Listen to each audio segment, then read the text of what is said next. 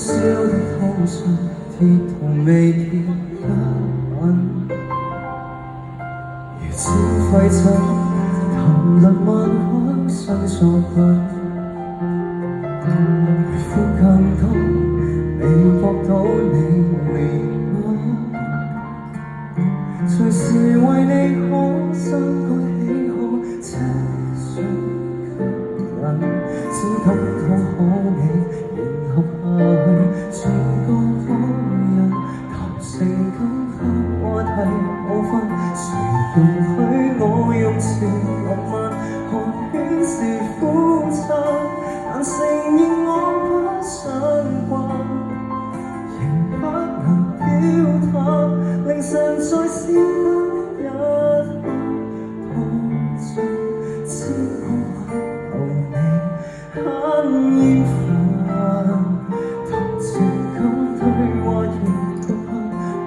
厭煩。每夜談動漫，還堅持幾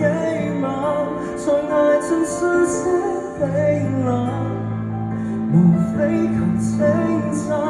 如常對你可多多這晚，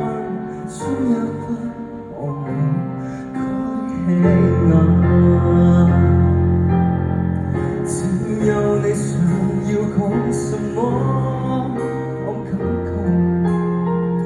試探你到對眼光假我，為你太多事項已被忘，於心底封存寄望，誰可察覺，誰關注我寂寞？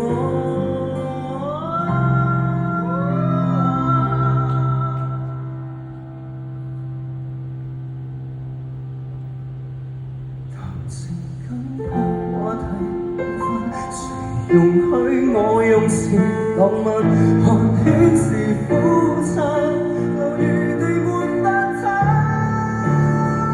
探討多幾晚，才能突破這殘酷一刻，